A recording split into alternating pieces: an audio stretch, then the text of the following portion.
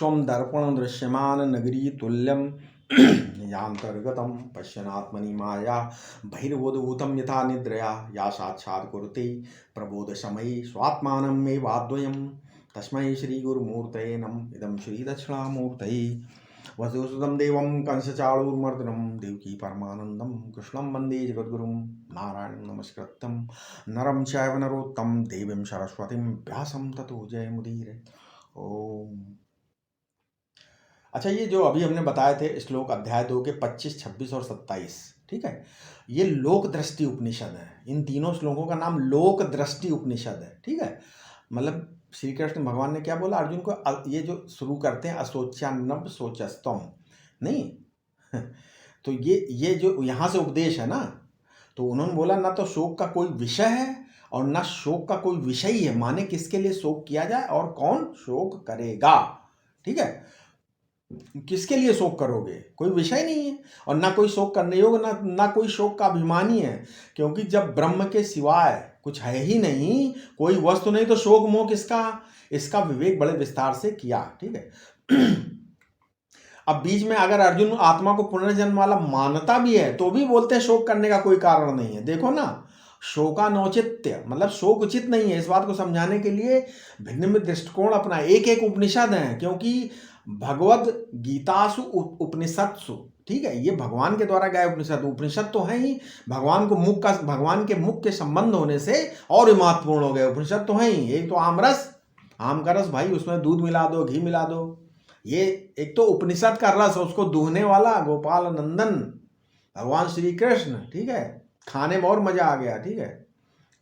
अब उन्होंने ज्ञान से बोल दे, अगर भाई उन्होंने बोला कि शोक करने कोई कारण नहीं, ज्ञान से ही शोक की निवृत्ति होगी, ऐसा अभिप्राय बताया, लेकिन तो बाद में उनको एक फटकार भी लगाई भगवान ने, क्या बोले, अथ चैनम नित्य जातम नित्यम व मन से मृतम। अगर ऐसे नहीं समझते हो तो भी शोक करना ठीक नहीं, क्यों, नित्य जातम नित्यम व मन से मृतम, मतलब लोक दृष्टि में से अगर देखो कि तुम जिज्ञासु बुद्धिमान हो, विद्वान हो, हैं, अगर लेकिन अकल तुम्हारी बात क्यों नहीं आती, तुम ये मानते हो कि मर करके आत्मा नरक में जाती है, स्वर्ग में जाती है और पितर में, तो ये तुमने अपने ही मुख से कह दिया, ठीक है, हैं? तो अगर पहले अध्याय के अंत में तो मान लो जैसा तुम कहते हो वैसे ही आत्मा है, तो भी शोक करना नहीं चाहिए कि मरकर कोई मरेंगे नहीं, मतलब जन्म होगा ना मरने के बाद भी, तो भी शोक करने योग्य नहीं, ठीक है। चलिए आगे, अब ये 28वां श्लोक है, इसी के आगे इसी दृष्टिकोण को आगे बढ़ाने के लिए अब 28वां श्लोक क्या, अव्यक्तादीन भूतानि व्यक्त मध्यानि भारत अव्यक्त निधनान्नेव तत्र का परिदेवना, ठीक है। परिशब्द का अर्थ वर्जन, क्रीड़ा, खेलना, परि माने शब्द वर्जन, क्रीड़ा मतलब खेलना, परिदेवना परिखेल को छोड़ देना, देवना इसके लिए छात्रोचित क्रीड़ा से युद्ध क्रीड़ा को छोड़ना, क्या, विजिगीषा मतलब विजय प्राप्त करने की इच्छा तो मरने के डर से, वियोग के डर से विजय की इच्छा छोड़ देना, व्यवहार का परित्याग कर देना, क्रीड़ा विजिगीषा व्यवहार द्वती, अपनी चमक को छोड़ देना, अपनी महिमा, अपनी द्वति को छोड़ देना, केवल मरने के डर से, है अव्यक्त निधनान्नेव तत्र का परिदेवना, इसके लिए विलाप करने की जरूरत नहीं। परि उपसर्ग का अर्थ है, यहाँ पर परि उपसर्ग लगा हुआ है, इसका अर्थ क्या है, इसका अर्थ होता है वर्जन, मतलब अनेक स्थानों पर उसको कई लोगों ने दूसरे ढंग से भी यहाँ पर अर्थ लगाया। अव्यक्त प्रकृति में आभास, ठीक, अव्यक्त मतलब अव्यक्त प्रकृति में आभास जिस चेतन पर पड़ता है वो आभास चेतन ही अव्यक्त है, और उससे भूत आकाशादि जो महाभूत हैं ये क्रमशः पैदा होते हैं। भूत आकाशादि जो पंचभूत हैं उनकी आदि क्या है, और वही आभास संयुक्त प्रकृति का नाम अव्यक्त है, वही संपूर्ण भूतों की आदि है। अव्यक्त निधनान्नेव, ये आकाशादि पंचभूत इस आभास संयुक्त प्रकृति में जाकर के लीन हो जाते हैं, चेतन का आभास जिसमें पड़ता है, और व्यक्त मध्यानि केवल मध्य काल में व्यक्त हो रहे हैं, तो अर्थात उसके लिए विलाप, रोना, दुख का विलाप, ये हाय होतम, ये नहीं है। परिदेवता का अर्थ है बिल्कुल वही है, अव्यक्तादीन भूतानि, ये भोग से बड़ी चीज है, ये योग से बड़ी चीज है, ये उपासना से बड़ी चीज है, जाति राष्ट्र से बड़ी चीज है, है ना। परम सत्य, परमार्थ सत्य बड़ी कठिन है, बड़ी चीज है ये। इसकी प्राप्ति की लालसा चित्त में जागृत होना ही बड़ा कठिन है। धन्य है वे लोग जिनके हृदय में ये लालसा उदित हुई, बड़ा कठिन है। आप लोग धन्य हैं। कम से कम इस वीडियो को जो लोग श्रवण करते हैं वो धन्य है, कम से कम कोई लालसा से तो श्रवण करते हैं। आप लोगों के लिए दुर्लभ नहीं है, हैं?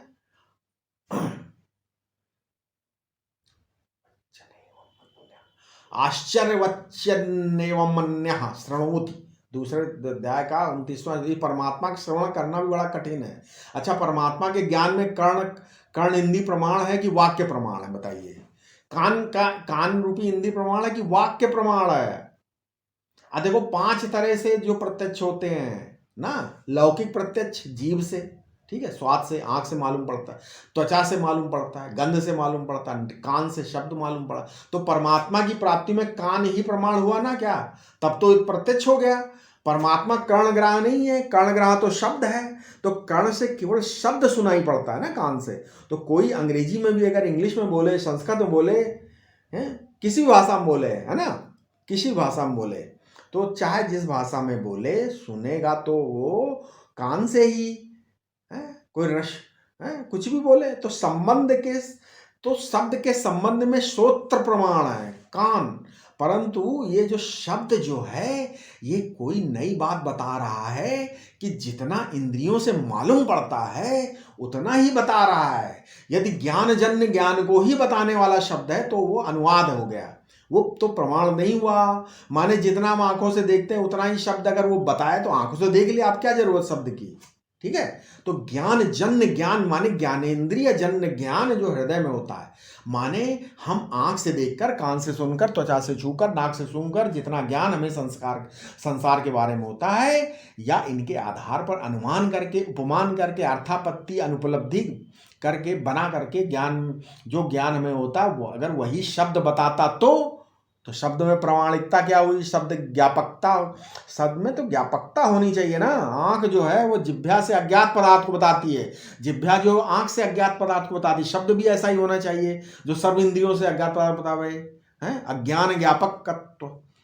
अज्ञान ज्ञापकत्व होना चाहिए। जिस चीज को हम नहीं जानते, आंख से, जीभ से, नाक से, त्वचा से, मन से, बुद्धि से भी नहीं जानते, वो बुद्धि वाला जो वेदांत है ना वो शास्त्रीय वेदांत नहीं है। अगर बुद्धि के घेरे में ब्रह्म आ गया तो ये बौद्ध प्रत्यय का उदय होवे तब रहे, और नहीं होए तो नहीं रहे। ये हमारे तो वेदांत का प्रारंभ ही यहाँ से होता है। मैं और तुम शब्द के जो अलग अलग अर्थ है ना, युष्मत शब्द का अर्थ आत्मा और अस्मत् शब्द का अर्थ आत्मा। बोले तुम भी आत्मा और मैं भी आत्मा, तो ये बात नहीं कह रहे हैं बाबा। तो हम क्या बता रहे हैं? हम क्या बता रहे हैं? एक जो होता है दृश्य होता है, एक दृष्टा होता है। तो ये दृश्य दृष्टा परस्पर विरुद्ध न होते हैं। दृश्य तमाम स्वभाव होता है, दृष्टा प्रकाश स्वभाव होता है। और ये बात हम आंख बंद करके विचार करके बुद्धि से निश्चय कर लेते हैं कि अहमर्थ जुदा चीज है, ये जुदा चीज है, और जुदा चीज है मैं साफ साफ अनुभव हो रहा है कि मैं नाम की कोई वस्तु है। ये अनुभव हो रहा है कि नहीं हो रहा? आपको हो रहा है? स्वामी अखंडानंद जी बताते थे कि एक महात्मा ने के पास गए तो उन्होंने ऐसे समझाया। कैसे? बोले देखो तुम्हारा मैं साक्षात है कि नहीं है। बुद्धि रहती है तब भी है और नहीं रहती है तब भी है। जब तुम कहते हो कि मैं नहीं जानता हूं तब भी है। अरे वही तो है। तो हम आपसे पूछते हैं कि यही मैं ब्रह्म जिसको बताया बुद्धि के रहने में और बुद्धि के ना रहने में, जो ये मैं है, ठीक है, वो हो ये तो बिना किसी वेदांत के ही मालूम पड़ रहा है ना, बिना किसी योगाभ्यास के मालूम पड़ रहा है कि नहीं मालूम पड़ रहा, बिना किसी उपासना के मालूम पड़ रहा, एक बच्चे को भी मालूम पड़ रहा अगर वो समझ जाए तो वेदांत क्या जरूरत? वेदांत एक ऐसी चीज बताता है भैया कि कितना भी सोचो बुद्धि से कि मैं हूं, इस मैं की अनुभूति जिस बुद्धि से नहीं होती है उस बात को बताने के लिए वेदांत है। ठीक है, प्रत्यक्ष अनुमानेन, प्रत्यक्ष के द्वारा, ठीक है, प्रत्य प्रत्यक्षणा अनुमानेन नित्या वा व्यष्टिकालेन विद्यते एवं वदन्ति वेदेन तस्मात् वेदस्य वेदता। वेद वो वस्तु बताता है जो तुम किसी दूसरे प्रमाण के द्वारा जान नहीं सकते। ठीक है। ज्ञात तो वही बात वेद बताता है, जो मशीन से ज्ञात है वही वेद वेदांत है, जो यंत्र से ज्ञात है वही वेद वेदांत भी बताते हैं भाई। जो बुद्धि नेत्र आदि से ज्ञात है वही वेद वेदांत बताते हैं भाई। ज्ञात ज्ञापकता परता प्रमाण है, इसी को बोलते हैं परता प्रमाण है। इंद्रियों ने पहले कोई चीज बता दी तब जाना गया। एक ऐसी चीज जो इंद्रियों से नहीं जानी जा सकती, मन से नहीं जानी जा, बुद्धि से नहीं जानी जा सकती, जो कभी आभास भास से होती ही नहीं, जो कभी साक्षी भास से भी नहीं होती। साक्षी भास हो तब तो मैंने देख लिया, आत्मा कभी साक्षी भास होता ही नहीं, आत्मा साक्षी भास भी नहीं है, तो फिर क्या है? तब वेदांत में ज्ञात ज्ञापकता रूप प्रमाण नहीं है। वो किसी भी प्रमाण से, किसी भी इंद्री से, किसी भी वृत्ति से, किसी भी बुद्धि से जाने हुए पदार्थ को बताने वाला नहीं। ये ज्ञानजन्य ज्ञान वेदांत नहीं है, ये अपौरुषेय ज्ञान है, स्वतः सिद्ध ज्ञान है। कभी अभी तो वेद की अपौरुषेयता ही तुम्हारी समझ में नहीं आती है भाई, तो ब्रह्म कहाँ से समझ में आ जाएगा? वेदांत का प्रमाण समझ में नहीं आता है। किस तरह का प्रमाण होता है वेदांत में, ये बात जब ध्यान में नहीं बैठती है, ये है समझ में आया, ये है बुद्धि में जो बात आती है उसी को बताने वाला वेदांत नहीं है। ठीक है, बुद्धि में आई हुई चीज से भी और बुद्धि से भी परे जो चीज है उसको लखाने वाला बताने वाला वेदांत होता है। संकेत वृत्ति से वह उसी को बताता है। संकेत वृत्ति भी कल्पित अविद्या की निवृत्ति के लिए कल्पित है। आश्चर्य विच्चन एवं मन्यः शृणोति, उसका श्रवण किया जाता है, वो तो आश्चर्यवत है? एक को दर्शन तो होता है पर बोलता नहीं है, दूसरा जिसको दर्शन होता है और बोलता भी है। एक का जीवन केवल ज्ञानात्मक है, माने दर्शन भी होता है और बोलना भी होता है। दूसरे का जीवन ज्ञान परमात्मक है, मतलब जब तक जीवन रहेगा, शरीर रहेगा, तब तक हाथ काम करेंगे, पांव करेंगे, उसमें कर्तव्य तो नहीं होगा, ये बात करेंगे, उसमें कर्तव्य तो नहीं होगा, ये बात दूसरी है। ज्ञान कर्मात्मक है, बोलता है। अच्छा, तीसरा क्या है? जो इसका श्रवण करके जानता है। आश्चर्य वच्चन एवं मन्यः शृणोति, तो तीसरा कौन है? चौथा कौन है? सुत्यापेनम वेद न चैव कश्चित्, दूसरा अध्याय 29वां श्लोक है। जो कोई ऐसा है जो सुनता तो बहुत है लेकिन समझता कुछ नहीं है। और पांचवा कौन है? जो सुनता ही नहीं है, वो पांचवा है वो सब झंझट से मुक्त, ना तो सुनने के बाद न समझने का झंझट, ना उसको कोई बोलने का झगड़ा, ना दर्शन का झंझट। बोले हम तो ऐसे ही बाबा ठीक है, अलहैदी गिरे कुएं में बोला बोललन बोले बाटी, मतलब असली में असली आदमी कुएं में गिर गए, आलसी आदमी कुएं में गिर गए, बोले हम बड़े मजे में हैं। तो ना देखते हो, ना बोलते हो, सुनते हो, ना सुन के समझते हो, उनकी बात अलग भाई, ऐसे लोगों की है। श्रुत्यापेनम वेद न चैव कश्चित् एन भूतो न भवति कश्चित्, माने कोई ऐसे भी होते हैं बड़े बुद्धि सागर, यत श्रुत्वापि न एनम नैव वेद, सुनकर भी इसको नहीं समझते हैं। बोले कश्चित् का अर्थ ऐसा कहो कि कोई ऐसा ही नहीं जो इसको जाने, तो जाने ही नहीं, तो ऐसा यदि होवे तो तमेव विदित्वा अति मृत्युमेति, श्वेता स्वर उपनिषद 3:8, ये फिर ऐसा क्यों बोला गया उसमें? ठीक है, तो इस श्रुति की क्या गति होगी, ये जान करके मृत्यु का अतिक्रमण कर देता है। ठीक है। अच्छा, गंगा, एक महात्मा रहते थे पहले, एक महात्मा थे, उनके बारे में सुना। एक बार हम बता रहे थे कि स्वामी खंडन की एक बार बोले हम लोग उधर गए वो महात्मा जी के पास, वो बोले ब्रह्म ज्ञान करा देते हैं। स्वामी खंडन बता रहे थे कि एक बार एक महात्मा जी थे, बोलते वो गंगा किनारे रहते थे कहीं वहीं पे, तो उन्होंने बोले वो ब्रह्म ज्ञान करा देते हैं। अब ये लोग वहाँ पहुँच गए तो उन्होंने ब्रह्म ज्ञान कराना शुरू किया। महाराज तो बोले क्या, देखो आत्मा जो है वो सत है। कैसे? बोले पहले भी था, अब भी है, आगे भी रहेगा, और मैं नहीं हूँ, ये अनुभव कभी होगा ही नहीं किसी को। तो जब ये अनुभव होगा ही नहीं, मैं नहीं हूँ, तब इसका साक्षी आत्मा मौजूद रहेगा। और जो आत्मा अब तक मरा है, ये देखा नहीं गया, अभी जिंदा है और आगे मरने की संभावना, इसलिए आत्मा का क्या है? बोले सतरूप है। बोले देखो इसी को ब्रह्म कहते हैं, आत्मा कोई मरता नहीं, हो गया ब्रह्म ज्ञान। भाई नहीं, इसका नाम ब्रह्म ज्ञान नहीं है। मैं था, हूं और रहूंगा, ये ब्रह्म ज्ञान नहीं है बाबा। समझ गए हमारी बात? क्यों? श्रुत्वापेनम वेद न चैव कश्चित्। एक सज्जन आए, बोले हमको भाई ब्रह्म ज्ञान हो गया। बोले कैसे हो? बोले गंगा किनारे बैठे हुए थे, गुफा में आंख बंद किए तो रोशनी हुई, आंख तो बंद की बंद, और मैं तो बैठा का बैठा, सारी गुफा में अंधेरा था, सो मिट गया, उजेला हो गया ब्रह्म ज्ञान। अरे भाई, जो गुफा का अंधेरा मिटा, क्या तुम्हारे दिल का अंधेरा मिटा? वो तो उस घर में जो अंधेरा छाया हुआ था सो मिट गया, तुम्हारी बुद्धि का अंधेरा कहाँ मिटा? वो ज्ञान दूसरा है भला, जो अविद्या के अंधकार को मिटाता, वो ब्रह्म ज्ञान है, तत्व ज्ञान है। गीता में आया, ज्ञातुम द्रष्टुम चा तत्वेन प्रवेष्टुम चा परंतप। 11वां अध्याय का 54वां श्लोक। तुम जानने में समर्थ हो जाओगे, मनुष्याणाम सहस्रेषु कश्चित् गति सिद्धये यत ताममपि सिद्धानाम कस्मिन्नाम वेत्ति तत्वतः। 7वां अध्याय 3। फिर 18वां अध्याय बोला, भक्तया माम अभिजानाति यावनश्चामि तत्वतः ततो माम तत्तो ज्ञात्वा विशते तदनंतरम। 18वां 55वां श्लोक, तमेव विद्वान अमृतैव भवति। कितने चीजें इसमें दी हैं। ज्ञात्वा देवम मुच्यते सर्व पापे। भगवान ने बताया, विद्धि अविनाशी तू तद्दिदेन सर्वमिदं ततम। बताया, भगवान कहते हैं जानो, जानने से दुख नहीं होता, जानने से शोक नहीं होता, जानने से मोह नहीं होता। वेद न चैव कश्चित् का अर्थ तो ये होता है कि वेद को कोई जानता ही नहीं है, तो फिर सारी और सारी बातें कट जाएंगी ना। तो इसका अर्थ ये है कि कोई ऐसा लगाते हैं कि भैया बाबा जो ज्ञान को अपने अभिमान का भूषण बना के रखना चाहता है, ठीक है, मतलब अब क्या है, उपाधि लग गई। बोले क्या है? बोले आचार्य। बोले क्या है? बोले वेदांताचार्य हैं फलाने। तो उसको क्या हो गया? उपाधि लगी। इसी का नाम उपाधि, माने जो चीज होवे अलग और अपने में जोड़ दी जाए। उप, जो पास रहकर दूसरों में अपने गुण का आधान करे, उसका नाम उपाधि। उप समीपे स्थित्वा आदत्ते स्वगुणान अन्यस्मिन इत उपाधि। जो पास रहकर अपने गुण को दूसरे में डाल दे, उसका नाम उपाधि।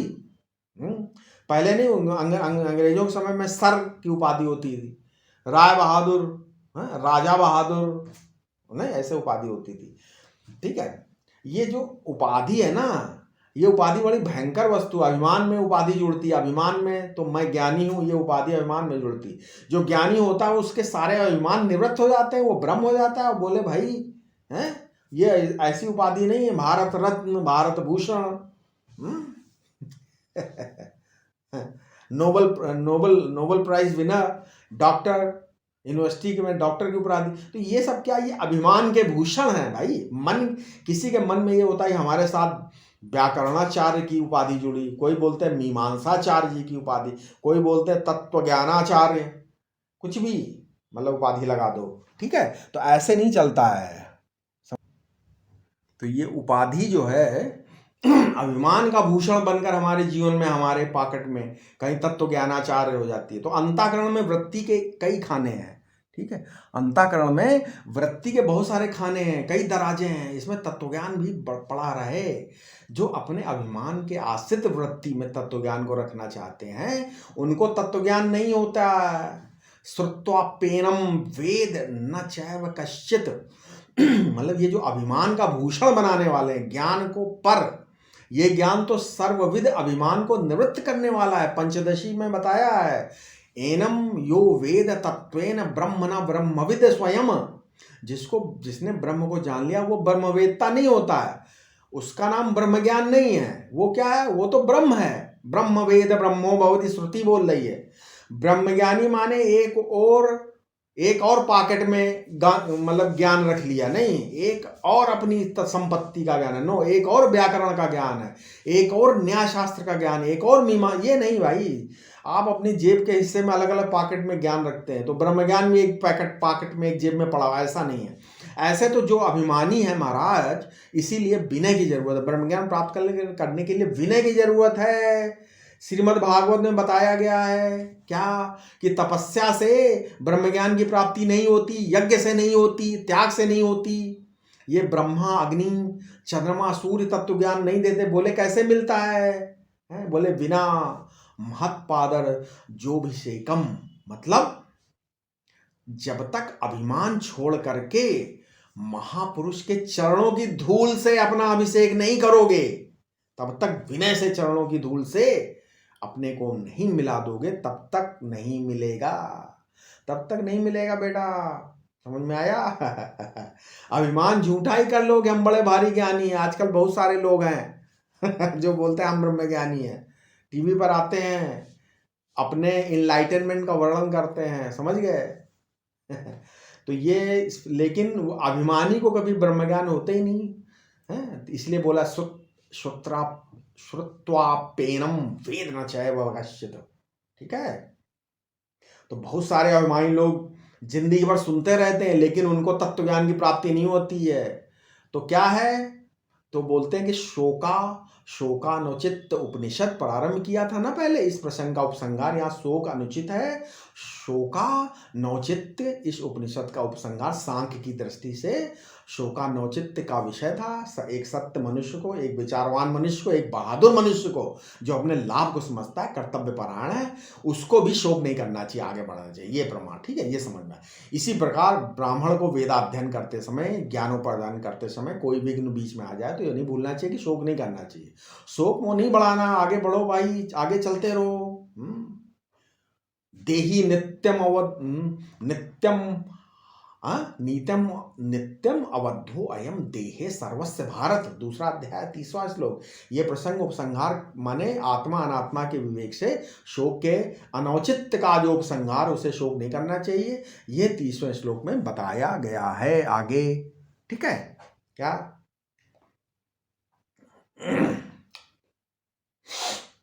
30वां श्लोक, 30वें श्लोक में क्या है उसमें, जैसे भगवान, अच्छा 30वां श्लोक के बाद 30, 31, 32 से लेके और 37 तक, ठीक है, जो भी है तस्मा, मतलब वहां से लेके, कहाँ से, देही नित्यम अवध्यम नित्यमो अवध्यो अयम देहे सर्वस्य भारत से लेके, और 37वां श्लोक क्या है, तस्मादुत्तिष्ठ कौन्तेय युद्धाय कृत निश्चया। ये 37वां श्लोक। यहाँ तक क्या, भगवान श्री कृष्ण ने असोच्यान्नव सोचस्तुम से प्रारंभ करके नित्य अनित्य का विवेक किया, पहले सत असत का विवेक किया, चित अचित का विवेक, दुख और आनंद का विवेक, एक अद्वितीय सच्चिदानंद घन परब्रह्म परमात्मा जो अपने प्रत्यगात्मा से अभिन्न ही है, उसका निरूपण करके और भी अनेक दृष्टियों से ये बात अर्जुन को समझाई। ठीक है, समझाई। अब आगे क्या है, आगे उन्होंने बताया कि शोक का कोई परिणाम भी निश्चित नहीं है, कितनी मात्रा में शोक करना चाहिए, कितना परिणाम, ना तो परिणाम की दृष्टि, ना तो परिणाम की दृष्टि से, ना वर्तमान की दृष्टि, ना सद्भाव चिद्भाव, ना आनंद भाव की दृष्टि, किसी भी दृष्टि से हृदय में शोक को बसना उचित नहीं है। जो होता जाए उसे काटते जाओ, काटते, अच्छा हुआ, बड़ी कृपा हुई, एक दिन तो सब छोड़कर भगवान से भी, अच्छा चलो इतना छूट गया, आगे भी छूट जाए। यतो विरज्यते विरज्यते ततो यथा ततो ततः। जितना जितना मन में वैराग्य होता है उतना उतना ही मुक्ति होती है, समझे? इसलिए बोला यतो विरज्यते विरज्यते ततो ततः, मतलब जितना जितना मन में वैराग्य होता है उतना उतना ही मुक्ति के करीब हो आप, कट रही, कटता जाएगा। ये शोक करना रागी का लक्षण है, शोक करना वैराग्यवान का लक्षण नहीं है, शोक करना अज्ञानी का लक्षण है, ज्ञानी का नहीं है। तो शोक को किसी भी तरह दशा में किसी अपने हृदय में नहीं बसाना चाहिए। ठीक है, समझ में आया? अब इस प्रसंग का उपसंहार करते हैं कैसे, हे अवध्यया अयम देही देहे नित्यम अवध्यया। ये जो देही है ये सब देह में रहकर भी हमेशा ही है। ठीक है, श्रेष्ठ वंश तुम्हारा भारत वंश, वंश का भी उसका असर पड़ता है। ऐसा नहीं था कि ये सब पुराने जमाने की बात है, वर्तमान युग में गिरने, ये सब गिरने की जरूरत नहीं है। ठीक है, समझ में आ गया? अब वो तो आदमी जब कहीं फंस जाता तब कहता है हम परवाह नहीं करते, नहीं तो वंश का भी असर होता है उसके ऊपर।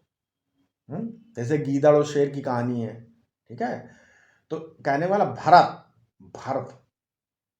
बहुत सारे। अब भारत कहने का अभिप्राय है कि तुम्हें आनुवांशिक शुद्धि प्राप्त है भारत के, तो आपका वंश कितना पवित्र है, बहादुर है। आपके भरत 5 वर्ष का बालक था, जब शेर से लड़ाई हुई थी उसने हाथ शेर में पंजे में डाल दिया, उसका मुंह टेढ़ा कर दिया। मतलब तो इस भरत के वंश में तुम पैदा हुए हो। कितने वीर राजर्षि इस वंश पैदा हो। ऋषि के साथ भेद होते हैं, राजर्षि, देखो ऋषियों के साथ बड़े भेद, कोई राजर्षि, ब्रह्म ऋषि, परम ऋषि, कांडार्षि, महर्षि, बहुत सारे भेद होते हैं। ऋषि, हाँ ऋषि है दर्शनात्। ऋषि किसको कहते हैं? जो किसी न किसी वेद मंत्र का दृष्टा है, मतलब ऋषि है दर्शनात्। गायत्री का ऋषि कौन है? विश्वामित्र जी। गायत्री का दृष्टा ऋषि विश्वामित्र जी हैं। तो ऋषि उसको कहते हैं जो वेद के मंत्रों में से किसी एक का, 2 का या 10 मंत्र का दृष्टा है। दृष्टा माने पहले से जो मंत्र विद्यमान है ऑलरेडी। दृष्टा का मतलब ये नहीं कि विश्वामित्र जी ने गायत्री मंत्र की खोज की। दृष्टा मतलब पहले से विद्यमान है आकाश में शब्द राशि के रूप में, उनको ढूंढ कर निकाला, उसका नाम होता है ऋषि। तो इसके 7 वेद होते हैं। नारद जी जो हैं वे देवर्षि हैं, सनकादिक जो हैं वो परम ऋषि हैं, परमर्षि, और वशिष्ठ आदि जो हैं ब्रह्मर्षि। ऐसे ही अनेक भेद होते हैं। ये जो भरत वंश है महाराज बड़ा विचित्र है। अनेक अनेक राजर्षि पैदा हुए, अद्भुत वंश। उस वंश में तुम पैदा हुए हो, विवेक नहीं करते हो, विवेक समझना चाहते हो तो क्या विवेक करें हैं? बोले सर्वस्व देहि अयम देहि नित्यम अवध्ययः, मतलब उसमें जो इसके अंदर जो है, मतलब इसको बोलते हैं यहाँ जो आभास है वो प्रकट नहीं है। क्यों? यही अंतःकरण नहीं है। ठीक है, ये केवल पंचभूत के पदार्थों से बना हुआ है, लेकिन भूत सूत से बना हुआ जो अंतःकरण है वो इसमें नहीं है। तो अंतःकरण की अभिव्यक्ति ना होने से इसमें आभास नहीं है, और आभास नहीं होने से भी आभास अगर नहीं है तो उसमें तत्वमसि करो, चाहे जो करो, वो तत्वमसि कहने से नहीं होगा। ठीक है, कहने मतलब वहां भूत सूक्ष्म से बना हुआ अंतःकरण नहीं है, वहां कोई आभास रूप से जीव नहीं है, कर्ता भोक्ता नहीं है। ठीक है, तो ऐसे नहीं होगा। अब ये मान लीजिए ये बहुत सारी चीजें, मतलब उसमें उदाहरण देना ही चाहिए, बहुत ज्यादा हो जाएगा इसमें। ठीक है, अब मान लो कोई आदमी पागल है, तो पागलपन है कि नहीं? विस्मृति है ना, है कि नहीं? उसके अंदर विस्मृति है। इसी प्रकार इस देह में बैठा हुआ जो आभास चेतन, ये भूल गया कि, मतलब अगर मान लो भूल जाए कि ये क्या है, मतलब ये सिर है, इसमें से बाल निकलते, ये हाथ है, ये पाँव है, घड़ी है, ये कार है, ये कलपुर्जों का समूह है, ये देह। तो इसी तरीके जो देह के अवयव अलग अलग और देह नाम की चीज वो अलग है, कल्पित है। ठीक है, जब कोई भी अवयव ही नहीं, इधर उधर से अवयव मतलब उसके अंग जोड़ दिए गए हैं, तो ये सब अवयव झूठे, उसमें अवयवी भी झूठा। ये तो अपने रूप स्वरूप के अज्ञान से जो चेतन है वो देह को मैं और मेरा मान रहा है। तो असल में बिखर जाना ये चेतन का बिखरना नहीं है। देह चाहे मिट्टी में मिले पानी में मिले, चाहे कछुए खा जाए उसको, चाहे गाड़ दो, चाहे जला दो, चाहे कीड़े खा जाए, अरे भाई होम हो गया, वायु में सूख गया, ये देह की अंतिम गति यही होने वाली। तो देह तो सबके जुदा ही है, सर्वस्व देहे हैं। समझ में आया?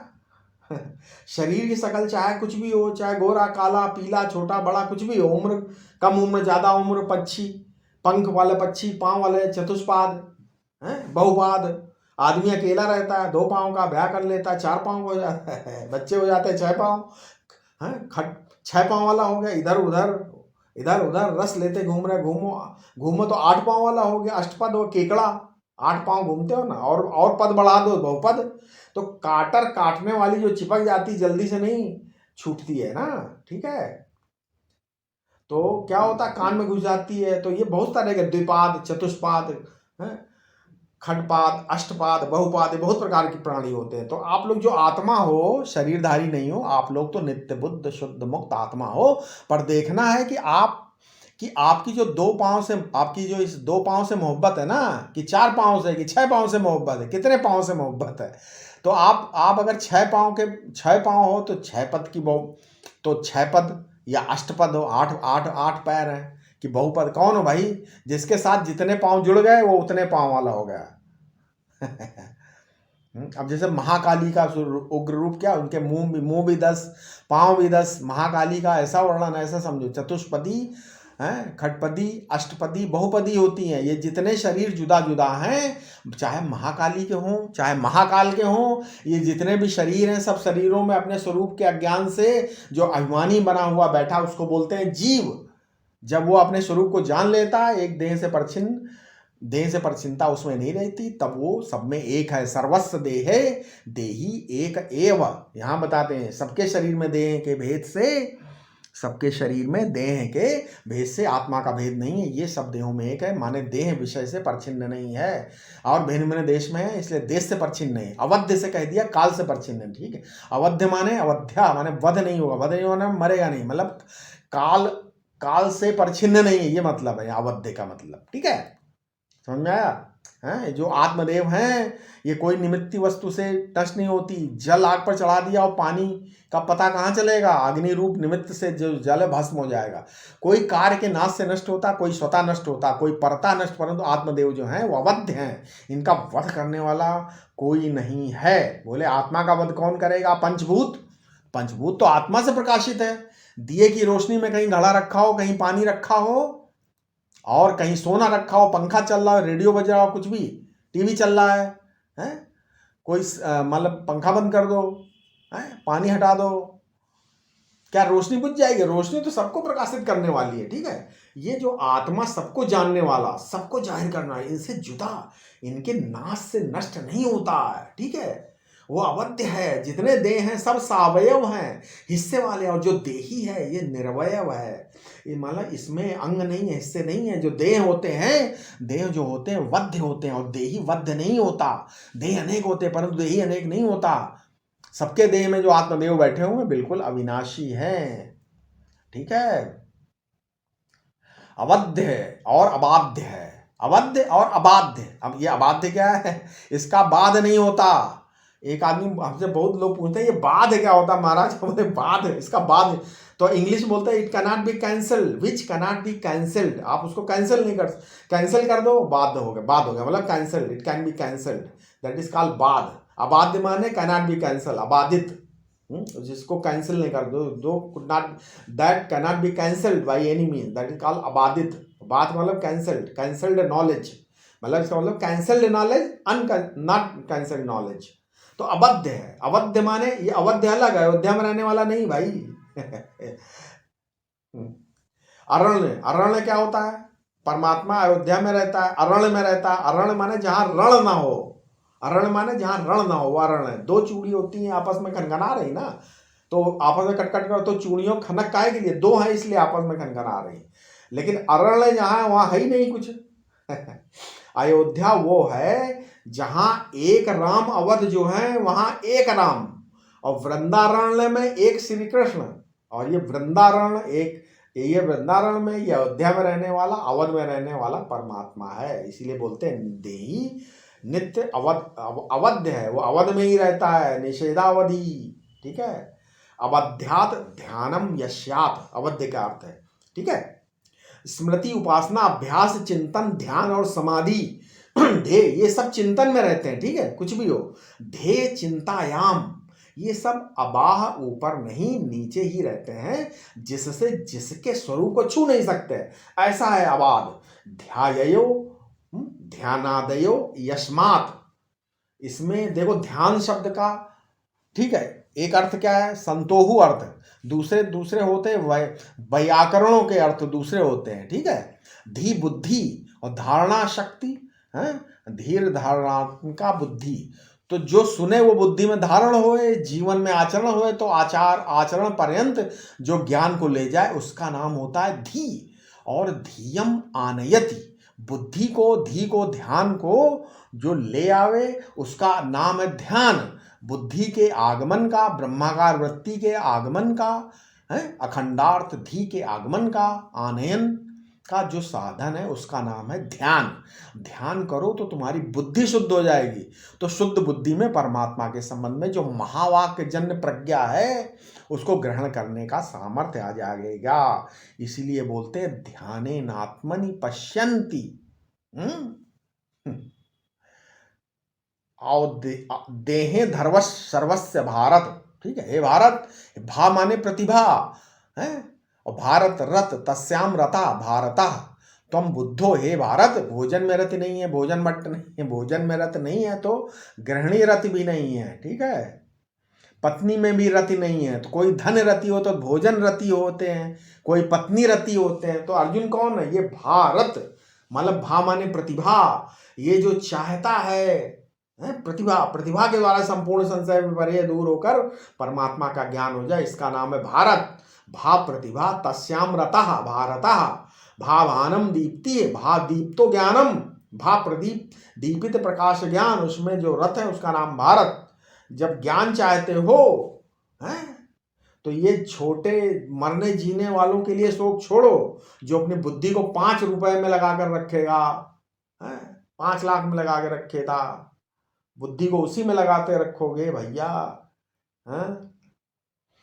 कहने का मतलब है कि ऐसे नहीं चलेगा, ठीक है। जोर से ठहाका मारकर हंसना और दूसरा बहुत लोग हमेशा मुंह लटकाए रहते हैं, ये दोनों एक साथ कैसे हो सकते हैं, ठीक है।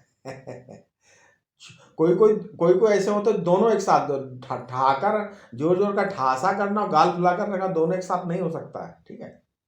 जो छोटी चीज को छोड़ेगा उसको बड़ी चीज मिलेगी, ईश्वर का यही नियम है, ठीक है। बच्चे खिलौना छोड़ देते हैं तब उनको बड़ी चीज मिलती है, ठीक है। ये परमार्थ की बात भी ऐसी, जब तक गुड़िया खिलौनों में आदमी फंसा रहेगा तब तक परमार्थ नहीं मिलेगा उसको, बस वही छोटी छोटी चीजें मिलती है, कमा लो खा लो, यहाँ से अकल को उठाना पड़ेगा।